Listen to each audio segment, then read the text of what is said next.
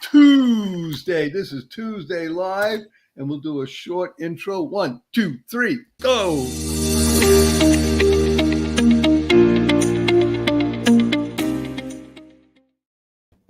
Good day, beautiful, bountiful, beloved, immortal beings, and good-looking people. Remember, you're good-looking. You're always looking for and finding the good. Oh, boy, do we have good in abundance today. We have good in our panel. We have good in our discussion, and we're going to make some people nervous, which is good. We're going to make some people very happy, which is really good. And we're going to make some people cry, which I think actually is very therapeutic.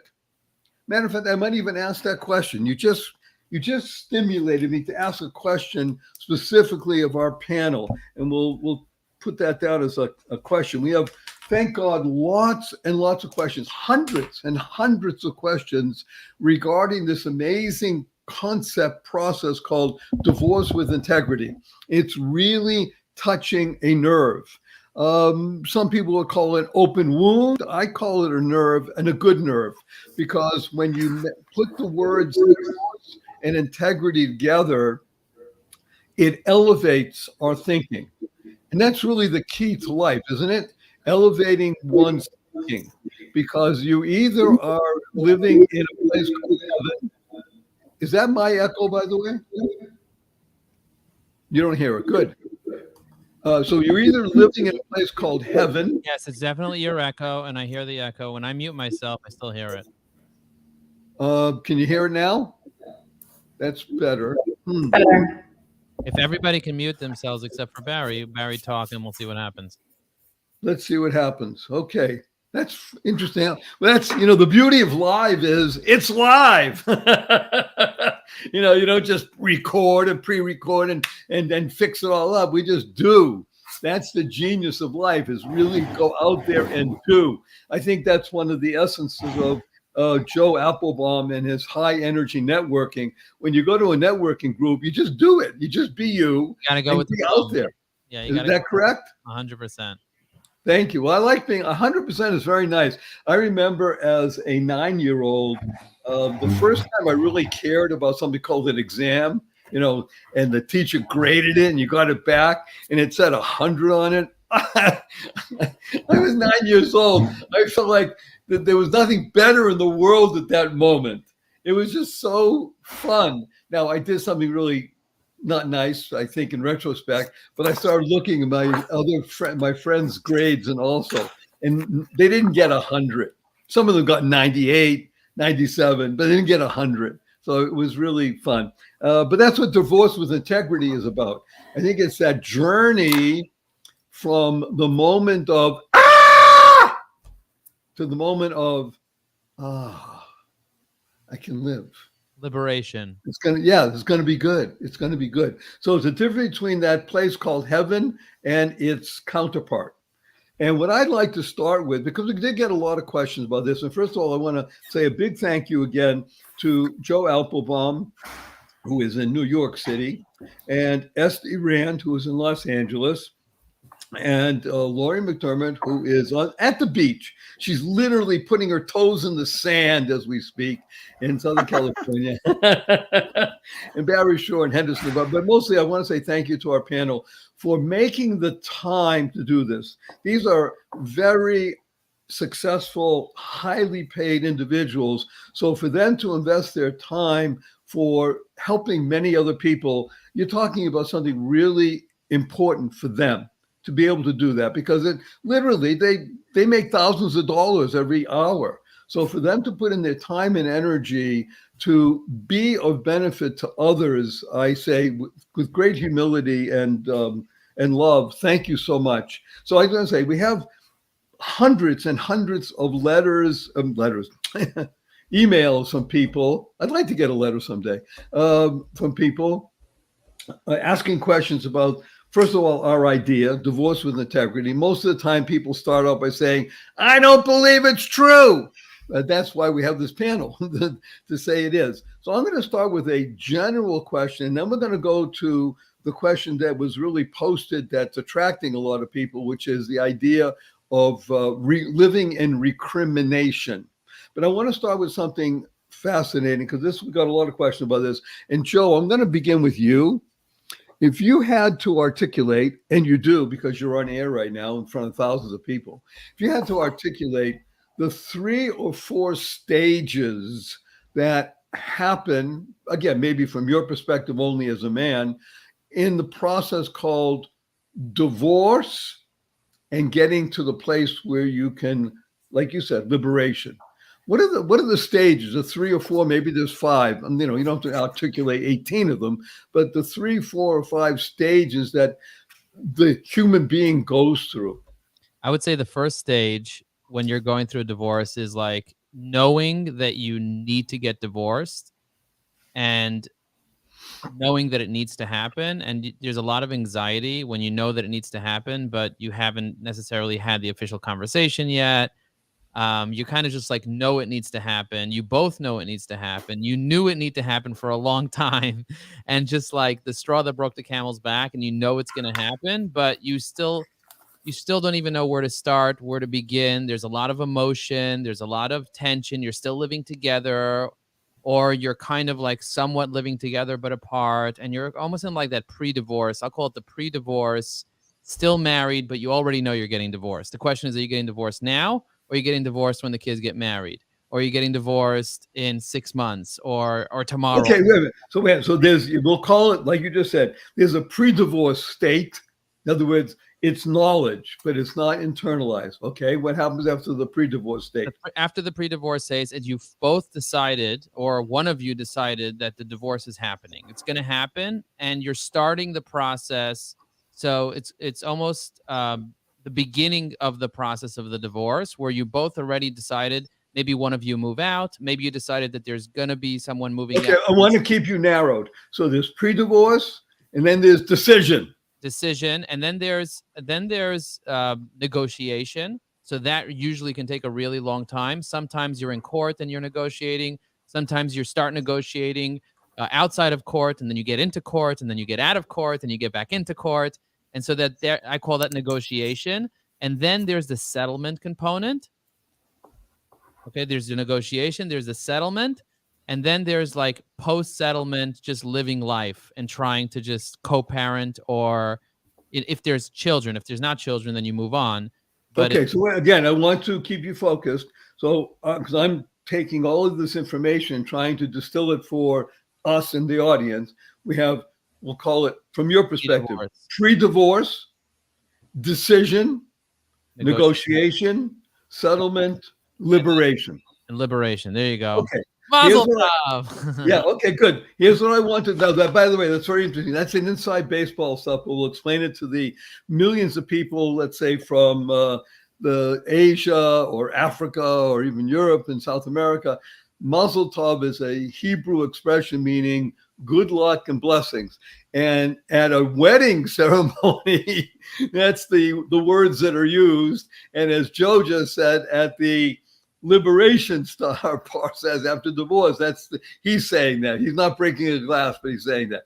But one thing that you didn't include in there, I'm going to come back to you on this because the way you articulated it, is I want to hear some emotion. You gave us all great words, but you didn't give me any emotion. So I want to go to Esty.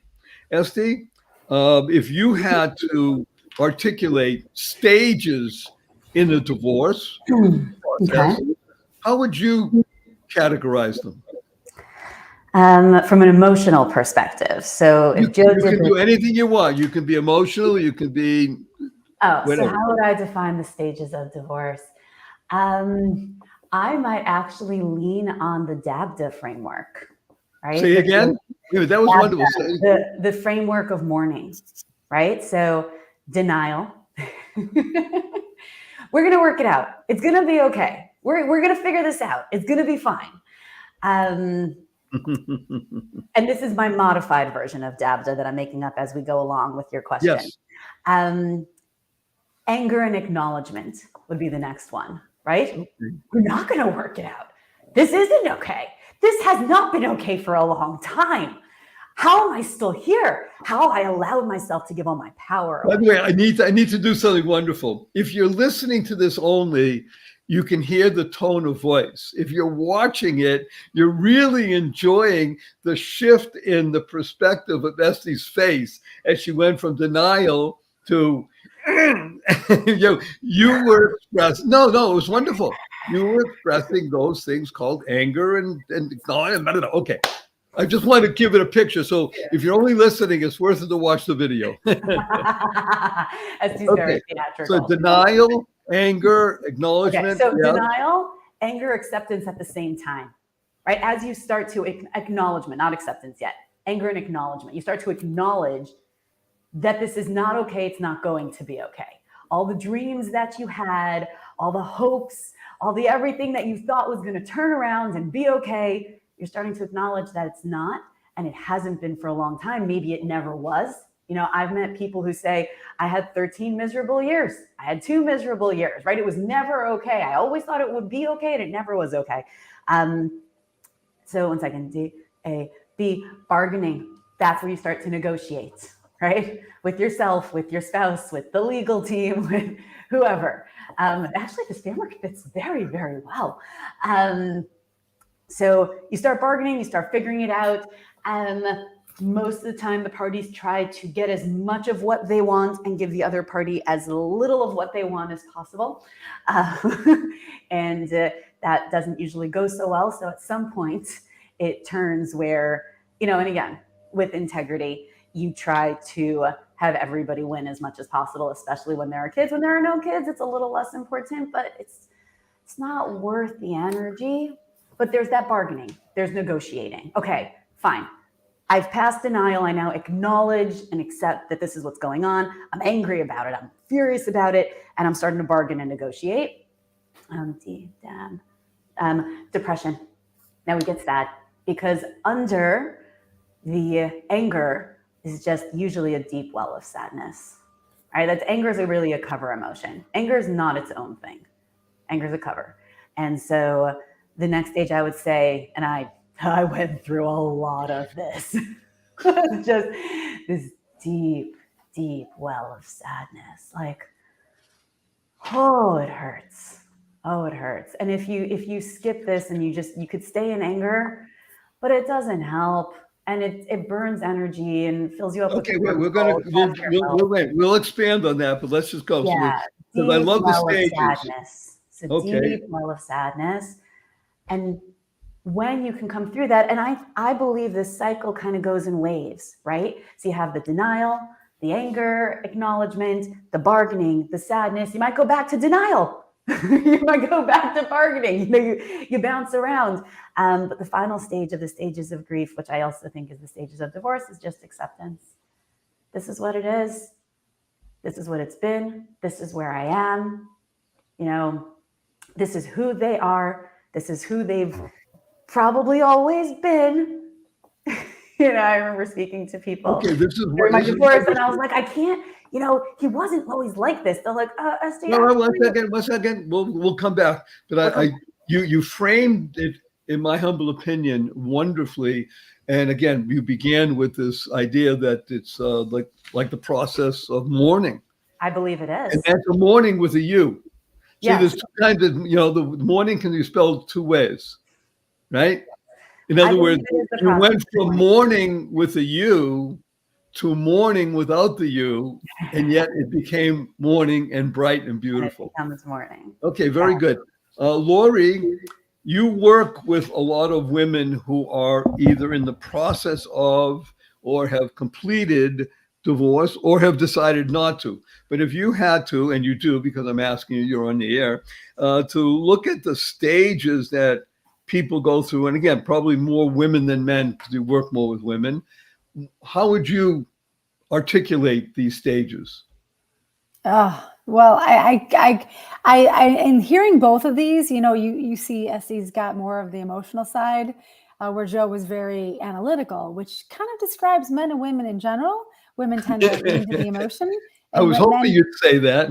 Right? And men kind of compartmentalize things. And that's how this whole process works. So while women live in this one field, men live in this other field. And if you're going through this process now, recognizing that is key. My biggest part that I play in the steps that everyone goes through is accepting it. And in every step, people have a very difficult time accepting each one, even accepting that they're denying it or accepting that there are issues.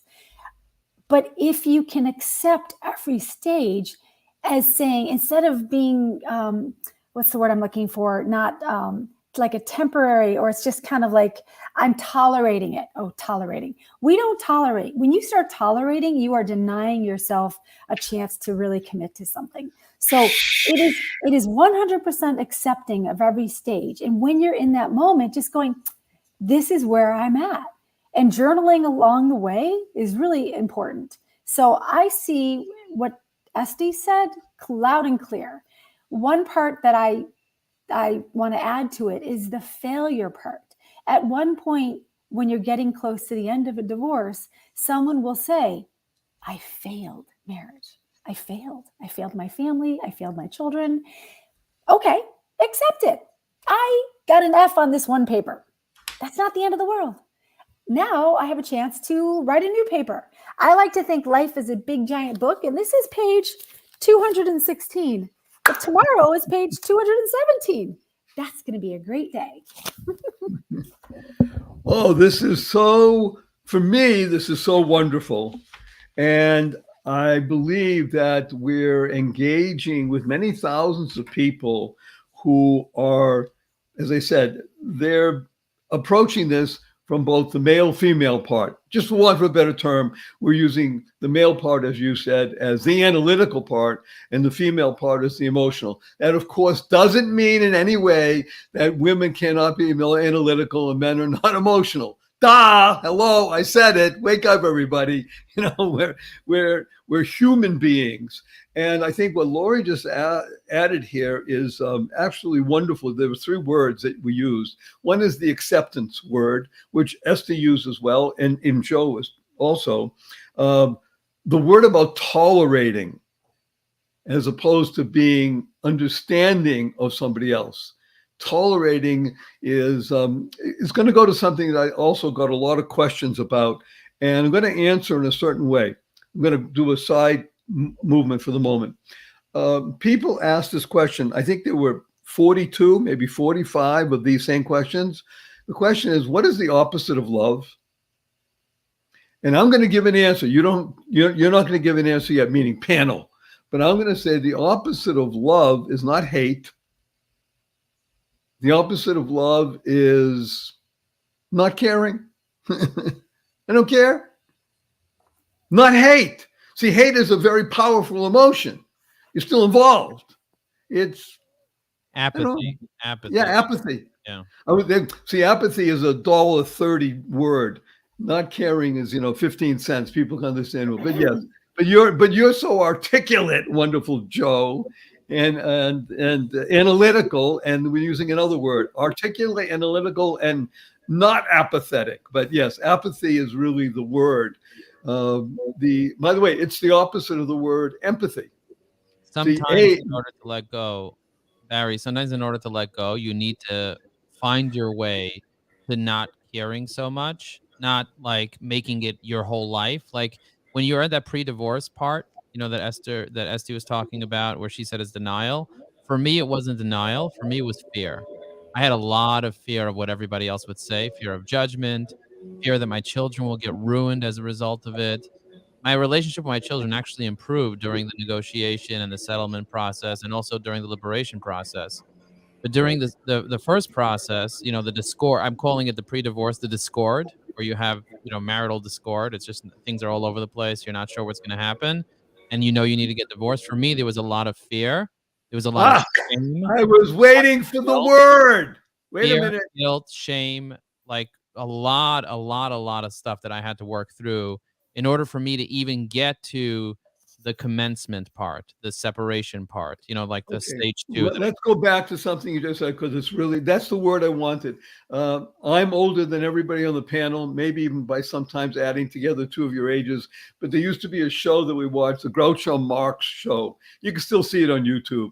And in the beginning of the show, they would tell the audience, so if you say the say the secret word, the duck would come down and give the person who said it $100. So the duck came down, you just got the $100, Joe. We'll have to give it, yay. The word is fear. I think everybody used the idea, but for instance, when you mentioned, wonderful Lori, about tolerating or accepting the failure issue, I failed. Now, we in the self-development world, which we're all in, right? Hello. We are really all coaches, not just of other people, but ourselves. We're in the self-development world. We want to be the best human we can be. We understand that failure only exists if you give up completely. Falling down is only a prelude to getting up. And it's really the ability to get up again and again and again that's really beneficial for life. Failure is when you don't get up anymore. You can't get up. Well, that's not life. So, but you said the operative word, Joe, fear. The fear of what is going to be, like you said, my kids will be ruined. All the false evidence that we try to find. Fear stands for false evidence appearing real. So appearing for me, real. I found a lot of evidence around by looking around, seeing all these broken families. How dare you break your family? How dare you ruin your children? How dare you destroy everything that you've built? And everyone was like, just tolerate it. Just make it work. Figure it out. I got calls from so many people saying, just live with it. Fake it. Fake it till you make it. Remember, Joe, you got to fake it till you make it. You want me to wake it and bake it? What I want to do instead is I want to be able to create a whole new generation of people that are willing to have integrity in their relationship and not just go with the status quo because you're afraid of what society is going to say. So this is important. I want to come to Esty on this. Joe just used a 4-letter word, and it wasn't fear. The 4-letter word he used, and I think I think that you epitomize it, Esty. And I think this is what you do for your clients. Dare to be great. That's, by the way, that used to be a very important set of, I'm going to say cassettes. Nobody knows what a cassette is anymore. But that was a series of lectures that I listened to for many years, by the way, and it was very helpful. Dennis Waitley, I think, was the person who had that particular group. It's called Dare to be Great. The ability to dare oneself in life, I believe wholeheartedly, is one of the great pathways to success. And I'll say, the stairway to heaven. Okay, bring in Led Zeppelin. Okay, now, so I want you to articulate something about daring, wonderful SD, and I'll tell you why. I'm going to set it up. I'll tee it up for you so you can hit it out of the park. SD comes from a very religious background. Forget the fact that it's Jewish, or it could be any religion, but she was steeped deeply in the religious philosophy and outlook and such. And it was great at a time, and it enabled her to expand. And then at some point, it became stifling because she was wrestling with it, and she needed to dare herself to wrestle with it and recognize that was not her inner voice. Am I correct saying all this? Yeah. If I'm not, correct me. So how did you, Esty Rand Star, I forget which way it goes. No more Rand, just Star now. Star, she'd be Star. What did you do in this idea of divorce with integrity, and how did the idea of daring yourself to do that help you get through the process? Okay, so I love that you chose that word. I haven't thought about this in a long time, but if you would find a copy of my high school yearbook, you would see that the quote under my name in my high school yearbook is "Dare to be different." No. Hello, Barry Shore. Big applause. Wow. Yes.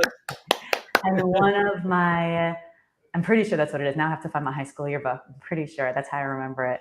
And one of my trademark quotes is "Don't try harder, try different." And so this is something that I do embody. And what's coming to mind is an actual moment in time where my now ex-husband and I were in therapy as one of our last ditch efforts to save the marriage. So, this is within 6 months of our split. And it wasn't working. It wasn't working. It wasn't working. And I remember I was sitting also with a lot of fear, but it wasn't specific fear like Joe's talking about, like my kids will be ruined and that kind of stuff. It was just existential fear. I was starting to reclaim my power that I had given away in my marriage to an insanely large extent.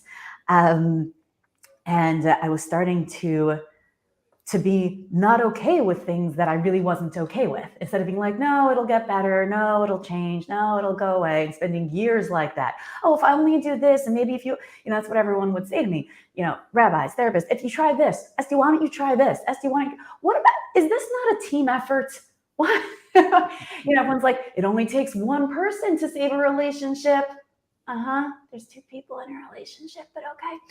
And so I started to get to this point, and I remember I sat with one of my mentors, and I needed to, I feel the fear in my body now reliving this. This is great. Doing my emotional processing live.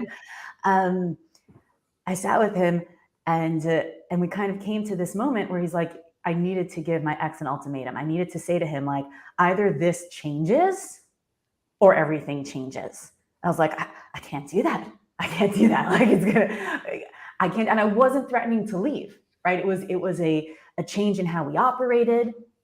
And so there was option A or option B. It was like, okay, listen, either you choose option A, like either we work it out like this, or I need us to separate. Right? It's not working. Either we do this so we can try to still live together and do this, or we need to separate as a last ditch effort. And I remember what he said to me. I was like, well, what if he says no to both? I'm giving up my power away. Yeah, like, yes. Either you do this or you do this. And if he says no, I will do neither. And my mentor said to me, he said, Esty, then you have to be willing to leave. I was like, you out of your mind? Why would I leave? I pay for everything. I do everything. Where would I go? How can I leave? I'm just like this insane level of fear because I was taking this massive step.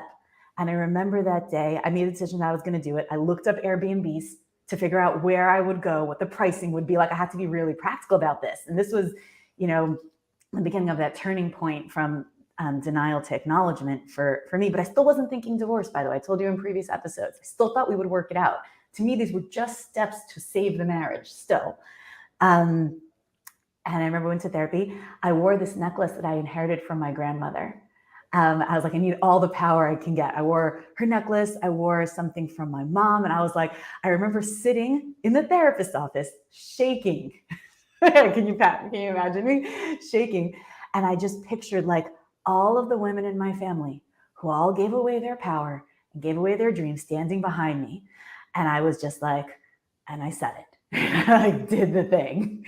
And I don't know why this is the story that came to mind, but I guess when I think of daring, I think of overcoming the most intense, amorphous, there's your $5 word, fears, right? It's like amorphous, right? They're just, I can't even put my finger on what I'm afraid of. It's just, I'm terrified. I'm afraid what's going to be. I'm stepping completely into the unknown and I'm putting my foot into the air, knowing that whatever's on the other side is better than whatever I'm standing on now. Wait a minute. I need to put you on hold. This is so wonderful because I saw the vision. You're at the edge of the cliff. You take a step and inevitably you're going to drop because that's gravity. But guess what? You dropped 7 inches and there's another path. So and in that moment, those 7 inches are miles. Yeah, but no, absolutely. No, because you didn't know know that for a microsecond. Right, because you didn't know that there were only 7 inches. From where your perspective was, it's over, it's off the cliff. So I want to shift now to Lori.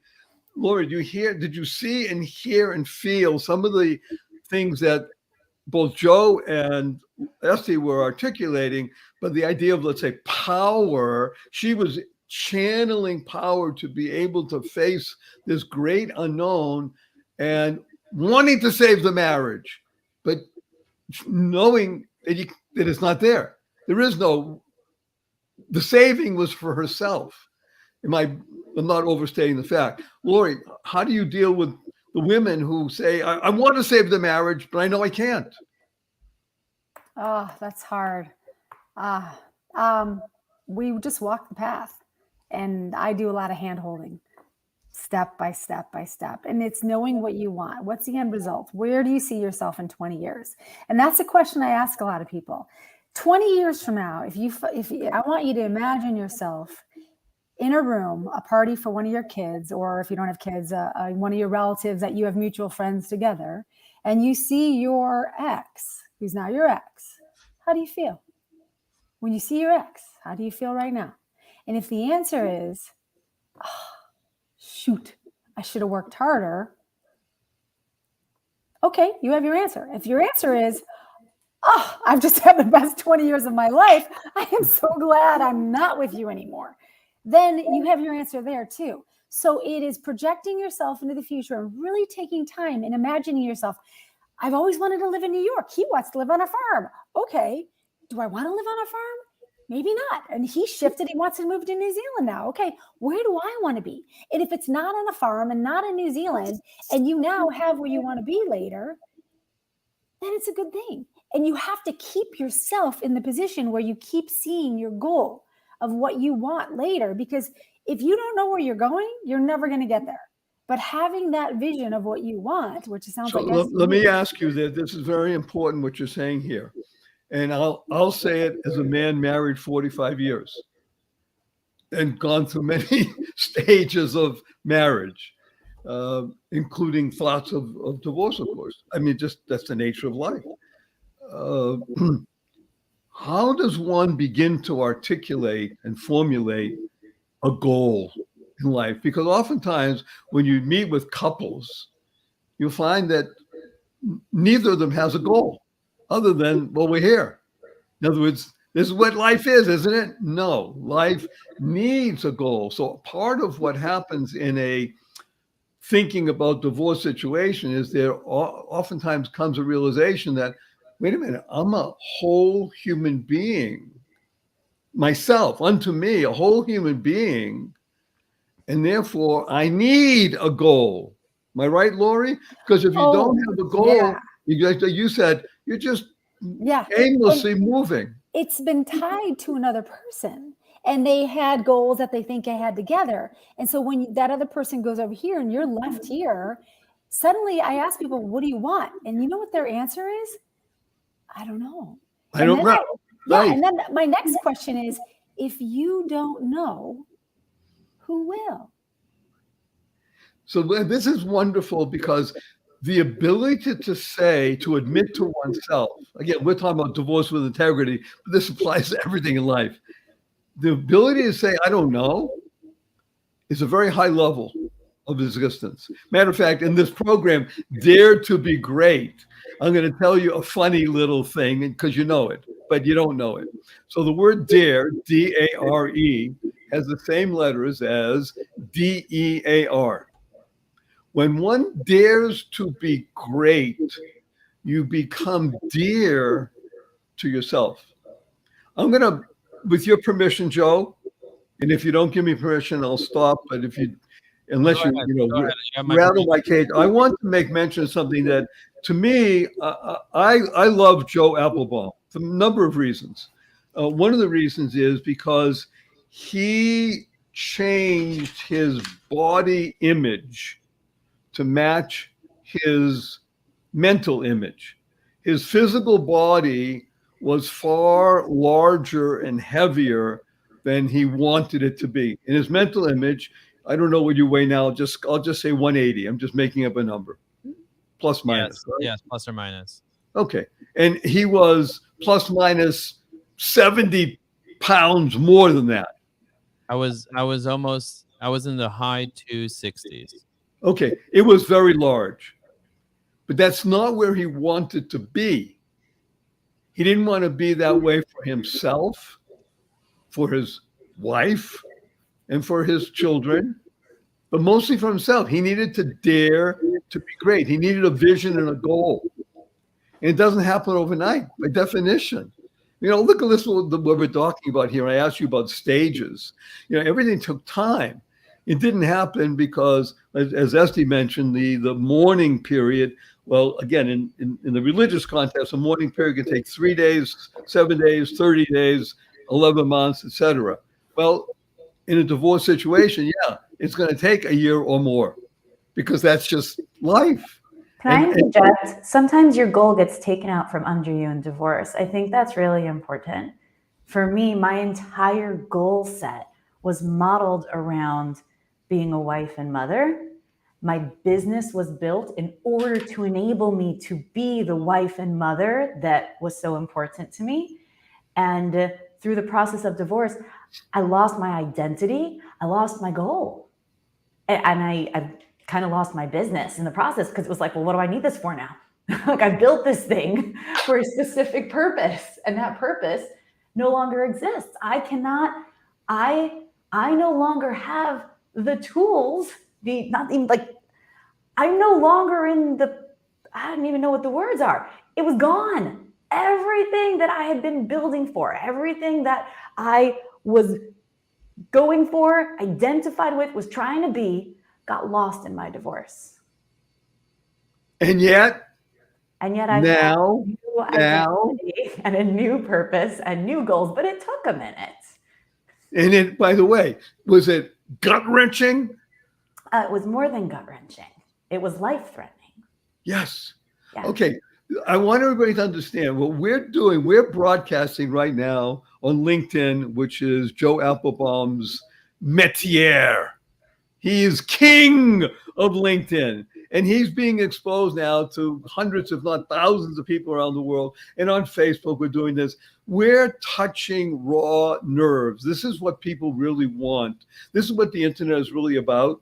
It's about bringing together true human beings who are expert in their lives.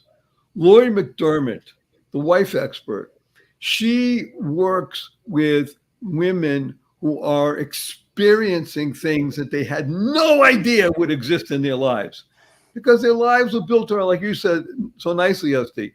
Okay, I got my wife, or maybe a wife. I got my spouse and my kids and my business, and all of a sudden, even though as Joe articulated, it wasn't all of a sudden. Things don't happen like I woke up one morning and say, I can't live with you anymore. It's a process, not an event. This is real. What we're doing right now is real.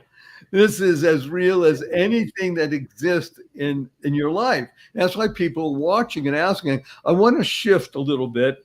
And as we've said before, the word shift is really interesting because in 99% of the people I've ever discussed shifting perspective, they drop the F in shift and the other stuff happens. So you got to be really effing careful with your Fs. Shift perspective or else the other stuff happens. And we want to talk about one of the stages of divorce. At least I experienced it because I have dear close relatives. I won't even say my son and daughter-in-law. That was just off the cuff. Who are in the process of divorcing, and there's a lot of recrimination. They're in the recrimination state right now. So it's interesting because I'm writing down for myself my own feelings vis-a-vis my son, my daughter-in-law, my grandsons and such.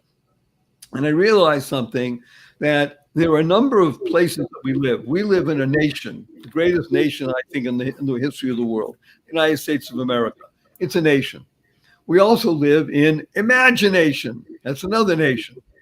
We also live, each one of us on this panel, because we are this way, determination. It's another nation.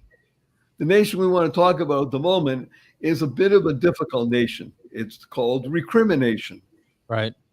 And I want to start with you, Joe, not because you are an expert in recrimination, but because you bring, you're very articulate and you're analytical. And I just want to discuss with you, where was there recrimination in your divorce process? How did you deal with it? And now you no longer live in that nation, I trust. Yes. So let's talk about that. In every breakdown of a relationship, there's always going to be recrimination and there's going to be blame. So the 15-cent word for you is blame. There's always going to be blame shifted. It's your fault. It's my fault. It's her fault. It's because you did this. It's because you did that. And ultimately, at the end of the day, a divorce is the breakup of the death of a spouse, the death of a relationship, like the end and potentially, hopefully, new beginnings. There's a website called stress.org. If you guys haven't checked it out, I actually put a link inside the LinkedIn Live so you can check out. And there's actually a stress inventory. By the way, again, wait 1 second, Joe. That's the genius of Joe Applebaum. He knows how to do that kind of stuff. There's actually, so stress.org talks about the things in life that stress you out. What are the things that stress you out in life? And often divorce and recrimination is not just about one thing. There's a lot of things that pile up that cause a divorce. It could have to do with sex. It could have to do with money. It could have to do with religion. It could have to do with many different factors. And if you look at the inventory of different things that stress you out in life, on the top of the list, there's the death of a spouse. And then the second one is a divorce. And if you also have money issues and sex issues and other issues that are on the list, there's about 45 different issues that you can look at on that list, then there's an 80% chance that you're going to have a health breakdown in the next 2 years, according to statistical model that's on that website and you can actually take an assessment that will tell you what your number is right now. When people go through very, very difficult, stressful periods, they're going to get back down to the part of their brain that needs to deal with recrimination. They need to blame. They need to oh, this is not my fault. They need to get into victim mentality. And this happens in every relationship that I know. There's always going to be some form of blaming and shaming and name calling and all types of stuff that goes on. And my relationship was no different during that period. I tried to stay as present as possible.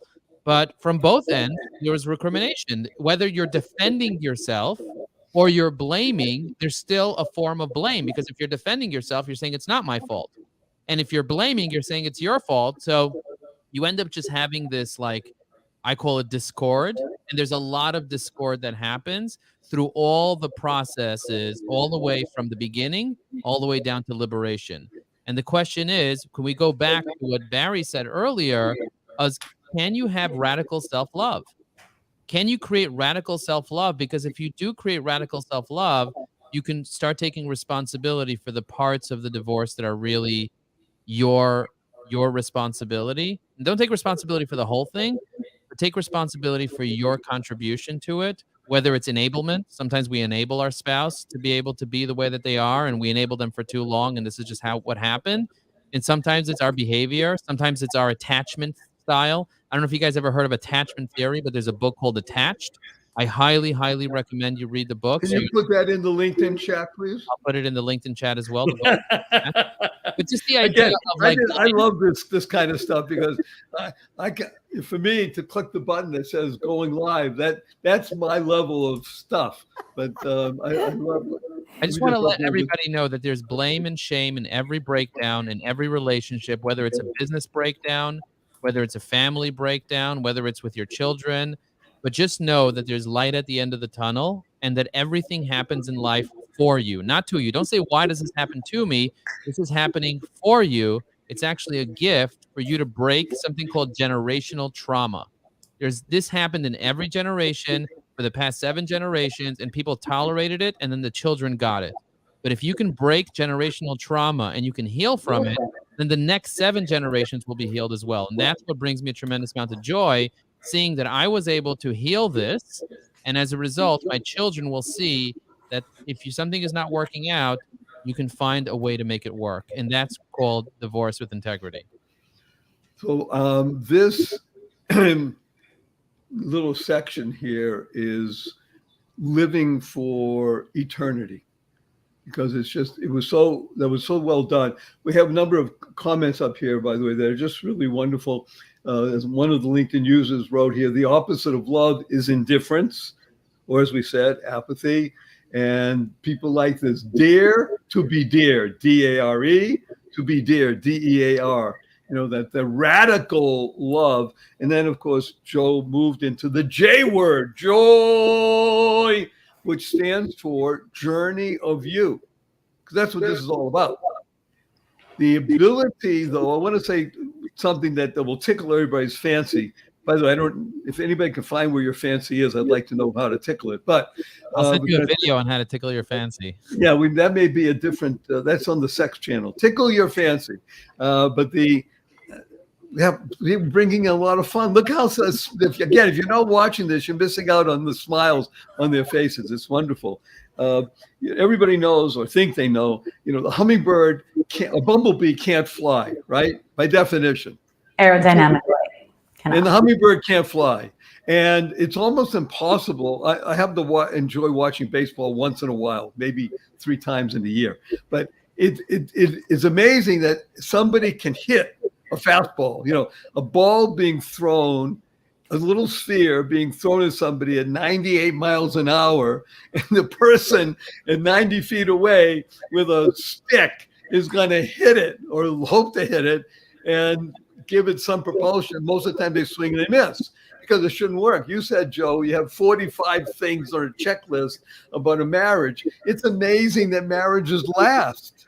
Not that they get divorced. Divorce is almost sort of the natural process. It's amazing that marriages actually work and people work at them and it's beneficial. So I just wanted to bring that in. We are all bumblebees here because we're daring to be dear with radical love for the self, which is not sinking into self-love. That's a very important distinction. So I want to move to Esty and let's just talk about recrimination. I've got 2 big things to say about this. One is the line that carried me through a lot of the early stages. One carried me through the early stages and the other piece carried me through the later stages. Both. But and this is a quote that I got from one of my early podcast guests on my show, but I just looked it up now and it's actually attributed to Ann Landers. So I wanted to get the exact language. Ann Landers, the famous Ann Landers, used to be in newspapers. If anybody knows what a newspaper is, by the way. And the quote is, "People with integrity expect to be believed. If not, they let time prove them right." Wait, let's go back. People with integrity expect to be believed. If not, they let time prove them right. There were a lot of things that were being said about me, a lot, and they weren't true. And I just had to stand there and be like, it's going to come through. Like, I know that I'm standing in integrity. I know those things aren't true. I expect that eventually I'm going to be believed. How? I don't know. How this clears up? I don't know. But I expect to be believed, and I'm willing to play the long game. I'm going to stand this out. And so that's something that really helped me. When you're standing in integrity, it doesn't matter. So people say things about you. Great. It's going to clear up, right? Sheker en lo raglayim. Shekel en lo raglayim, if you want the Israeli accent. Yeah, from a Hebrew letter perspective, biblical letters, the shin of sheker, the kuf and the resh, they have nothing to stand on. I like to do a lot with whatever. Longer story. I'm not going to get distracted. Too many important things to say. They can't stand. So they stand on a seed of truth, but eventually the seed of truth comes out. And this is a whole class in and of itself. So that's one piece. The other piece, and this is major, everything that you're blaming your spouse for, that you're really upset about, not just did it not happen to you, did it happen for you, it happened from you. This is what we call shadow work. This is what we call the unconscious. This is what we call law of attraction, law of resonance, whatever. Anything that bothers you is either something you carry within you, but you're denying, or it's something you've reached a level of perfection in, again, by denying. So hear me out. This is part of what blew my mind. I learned many years ago from my Rav Noach Orlowick, that when something really bothers you, everyone always says, if it's really bothering you, you have it in you somewhere. And I remember saying to him, like, this really bothers me, but I don't do that. I can clock. I don't do that. That's part of why it really bothers me. I don't do that. It's not in me. And he explained to me that sometimes it's either because you do it and you're not acknowledging it, or you've reached a level of perfection in it. Now, here's where the mind-blowing insight comes. And this came to me less than a year ago. When you've reached a level of perfection in something, okay, because we're humans, we're not perfect, we're fallible, we are imperfect. It's because you've got this little menschie, this little voice sitting on your shoulder going, don't you do that. Don't you do that. You can ruin your life. Right? Imagine someone cuts you off in traffic. If you don't really cut people off in traffic, it's not going to really bother you. It's not a thing for you. Now, if you really do it and you just deny yourself that you do that, you might get really annoyed. How could he do that? I don't do that. Yes, you do. You're not paying attention, right? But if you never, ever do that, you're always courteous. You would never cut someone off in traffic. It's because there's some little voice. Either goes, don't you cut someone off in traffic? You'll get in an accident. You'll get hurt. You'll ruin your life. You ruin that person's life. And you're like, hey, he did it. She did it. They look okay. How is that fair? Why do I have to work so hard not to do this thing? They don't, and it seems to work. And in the divorce process and a lot of their recriminations, I remember one of the things that I was so upset at my ex about was this feeling that he was so entitled. Who does he think he is, coming after me for money when I did all the things? So entitled, so entitled. He should pay me. Yeah, and I remember saying it to one of my mentors. I'm like, he should be paying me for all the things I did. And he's like, Esty, what are we talking about? Entitlement? Wait a minute. You realize how much your mother loves you? She said she got you to stop and say, oh, Esty. No, my mom did not love me. That's another conversation. You had help. That's wonderful. No, mother. Where did I say? I did not say mother. Oh, Mentor. I thought you said it was your mother. No, my mom died 9 years ago. No, oh, I'm sorry. I thought you said, who was He it? said that said- mentor. Mentor. Oh, Mentor, not okay. mother. Sorry, No, yeah, well, That's okay. okay, My my mom died hearing 9 is years wrong. ago, and I survived her, so it's all good. No, mentor. A mentor pointed it out to me. And Your he's like, mentor. Okay, very good. But the point that, you know, something that's wonderful that you have or had a mentor that was able to get you to say, Esty. So let's do a quick shift to a wonderful mentor who was Lori, the wife expert. When you see people doing, as Joe mentioned, blaming and complaining, or as Esty mentioned, recriminate, I can cry. What are you doing? How, do people have recriminations, Lori? And what do we do about that? I have very strong actions that I take with the people I work with, because if I say to them, well, how's it going? They'll say immediately, well, she, well, he. It's like, are they here? They're not here. What about you? What did you do wrong? Well, I maybe did this little bit. Okay, well, this little bit is 100% of you. This little bit, maybe this was the situation and 90 is him and 10% is you. You own that 10%, which is 100% to you. So when we take all the blame for something, we own it, and then we can control it and we can change it. If some of the blame is with somebody else, we have no control over that. And it's this thing we can't reach, and it just bothers us.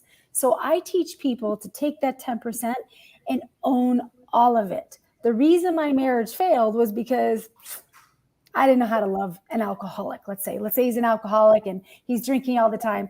Yeah, I could live with him for the rest of my life, but I don't want to. So the part of I don't want to is the 10%. We own it. I don't want to live with that. I don't want to live my life with an alcoholic. So I want to get a divorce. Own it. There's nothing wrong with owning your decision to pull out of something.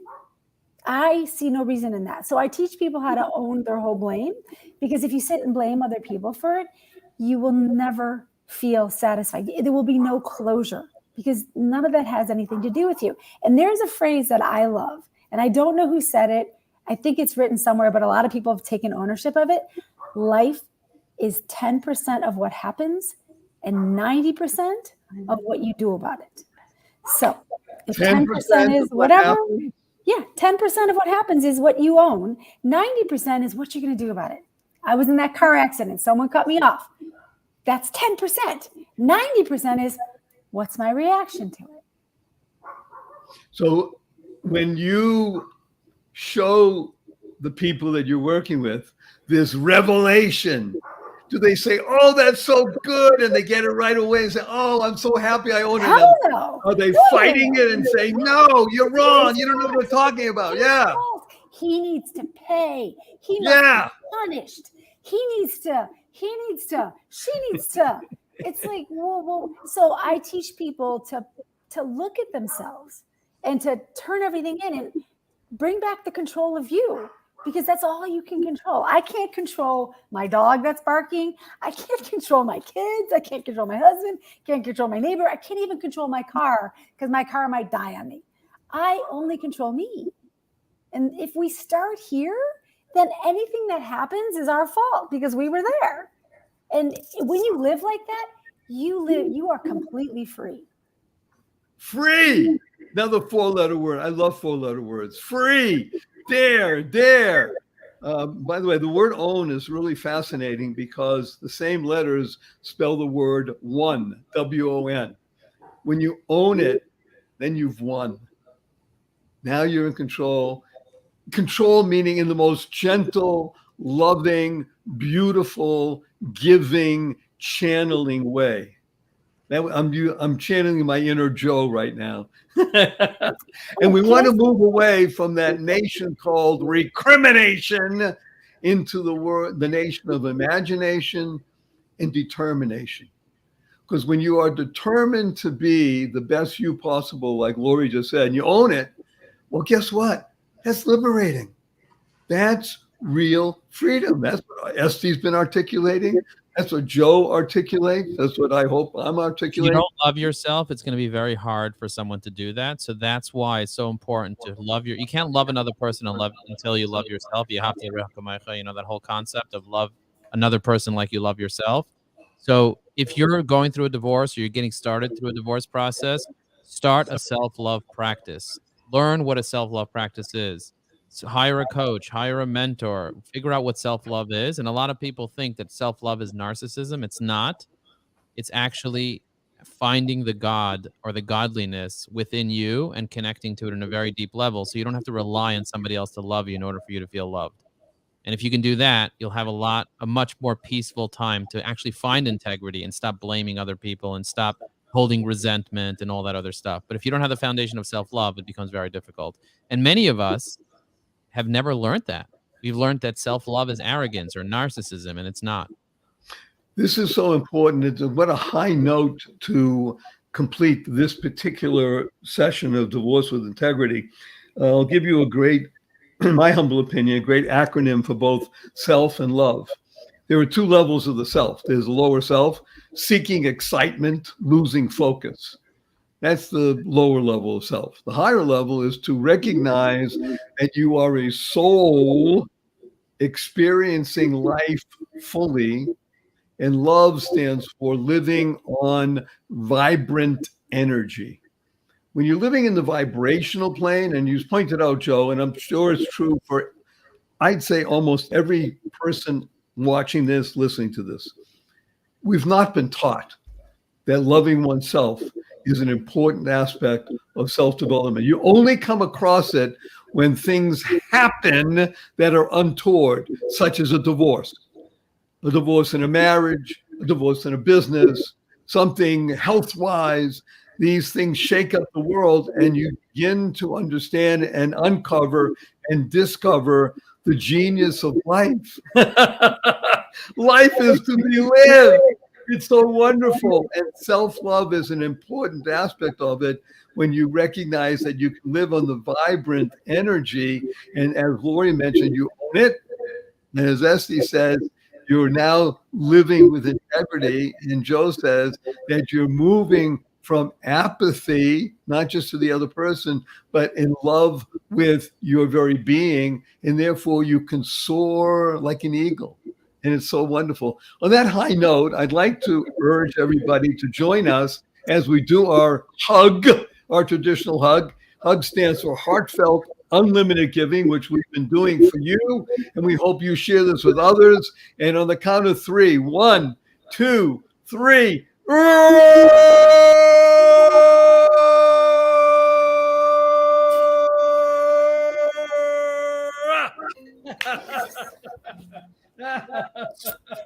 Thank you so much. Wonderful Esty, wonderful Lori, fabulous Joe. Make it a great one, everybody, and keep those cards and letters coming. Enjoy. Best wishes. Bye.